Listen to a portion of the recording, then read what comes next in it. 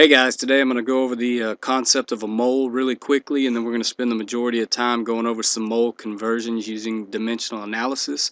In Texas, this is the TEAC 8A and 8B. So first of all, we got to nail down what a mole is and why we even have to deal with this word. A lot of y'all already don't like it. You're frustrated. I understand that. So I'm going to try and make it as easy as possible.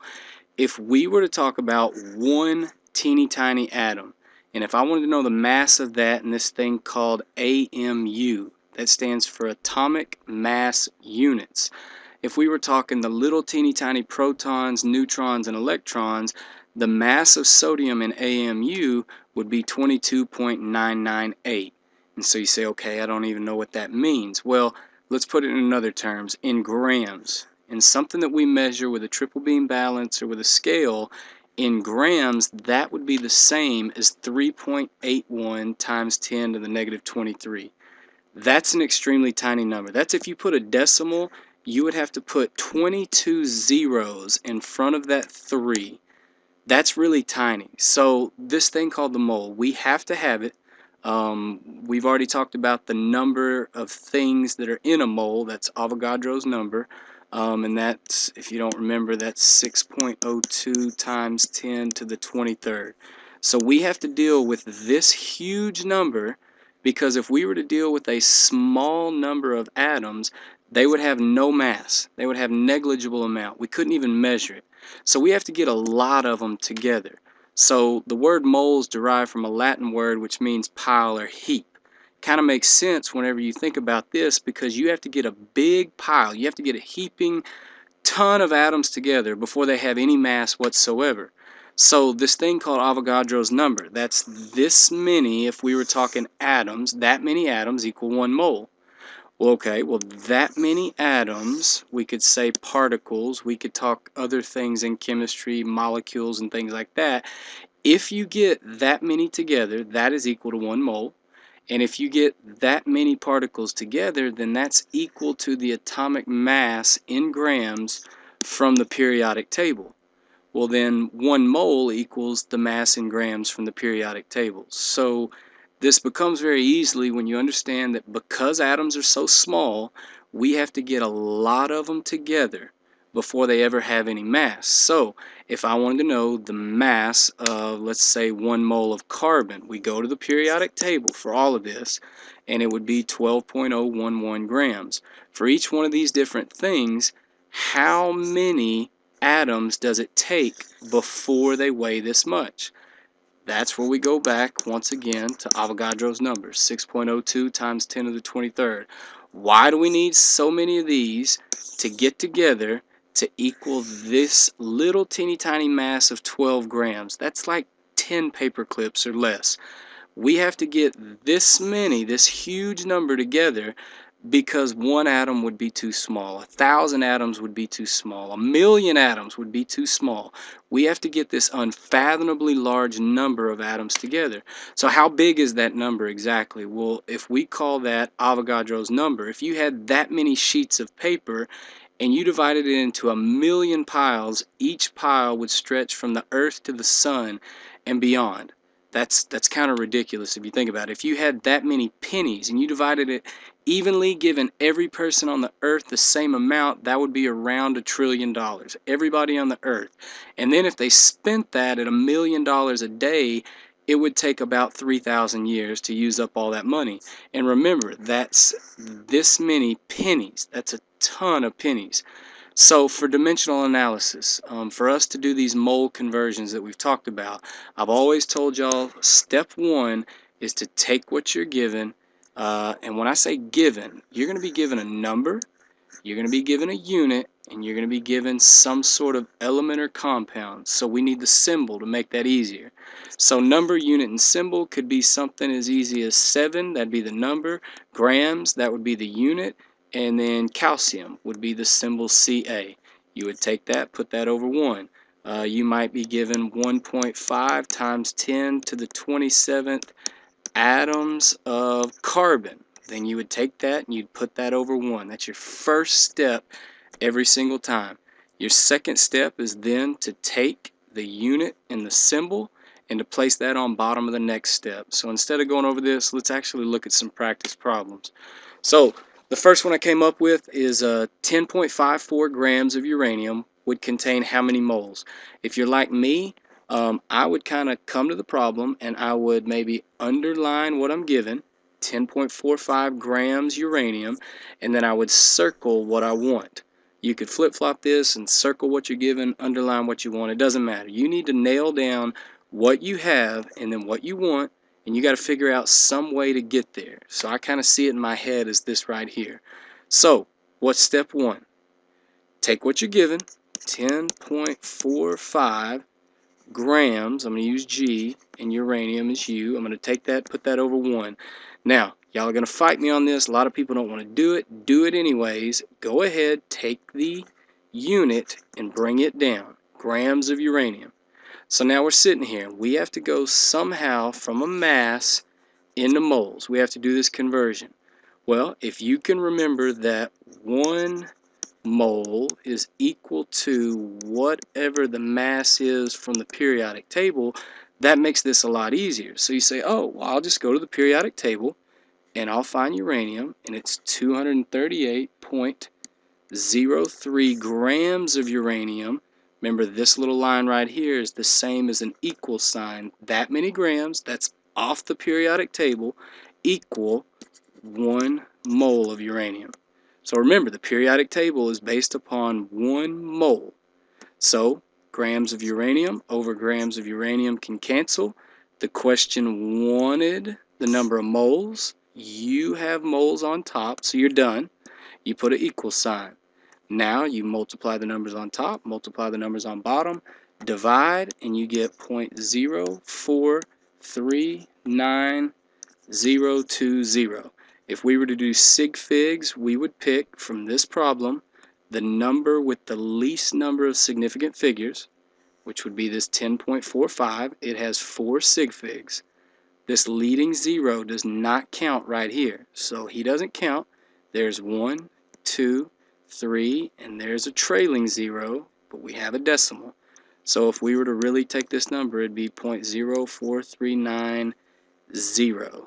That 2 does not round that 0 up. Well, that many what? That many moles of uranium. That would be your answer. So that was a one-step problem pretty easily. Let's look at another one. So now we have, let's underline what we have. 7.602 moles of mercury would contain how many atoms? So I kind of see the problem as this right here. Mercury is the symbol Hg. First step, every time, take what you're given, 7.602, mole can be abbreviated MOL, and then put the symbol for mercury, Hg. Now you ask yourself, where do I go from here? Well, you know to go ahead and bring down moles of Hg. For right now, every time for mole, every time, you're going to put 1 for now. Until we get into stoichiometry, we're going to put 1. Now, you can ask yourself, well, what does 1 mole of mercury equal? And the question is, how many atoms? Well, then all you have to know is how many atoms are in a mole, and we go back to the numbers. 6.02 times 10 to the 23rd. Write it out. Atoms of Hg.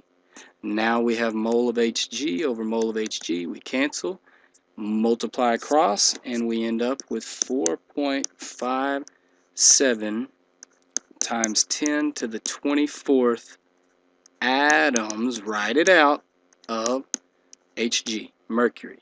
Every time, give me a number, a unit, and the symbol. So, let's keep going. Let's do one more. What mass, so let's maybe circle, I need the mass of gold contains this many gold atoms. Just like every time. Take what you're given, 2.514 times 10 to the 8th atoms of Au, put that over the number 1. Then, atoms of Au would come down. Now, what do we know about atoms? They are extremely teeny tiny, so we have to use a big number. If you can get that in your head, because atoms are so tiny, we have to have a whole lot of them before they equal this thing called a mole. So 1 mole of AU. Now we have atoms of AU over atoms of AU, and we can cancel. But are we done yet? We have moles on top, and this asks what mass. So we got to keep going. We got to go one more step, and what comes down? Mole of AU, and the number for right now we're using for mole is 1, and we got to get a mass. So 1 mole of AU equals what mass? Where do we go to find the mass of a mole? You just go to the periodic table, get the number right off the bottom. 196.97 grams of AU equal a mole. Mole of AU over mole of AU cancels. Put our equal sign. We're done. Now, you got to multiply across the top, multiply across the bottom. If you have one of my calculators, one of the Inspires, if you'll press Control Divide, you'll get these brackets on top and on bottom. You can go ahead and you can punch the numbers in top. You can just multiply right on top and the numbers on bottom right on bottom. To enter this exponent, let's say the 2.514 times 10 to the 8, press the little EE button, the little gray button on the left hand side towards the bottom of the calculator, and then just put the 8. Now you're going to press the EE button, looks like this, and it's going to show in the calculator 1E. So once we've multiplied across the top and the bottom, we end up with the number 8.2256 e to the negative 14th. And you can't see that, so e to the negative 14th. So that is what? That is the mass of AU in 2.514 times 10 to the 8 AU atoms.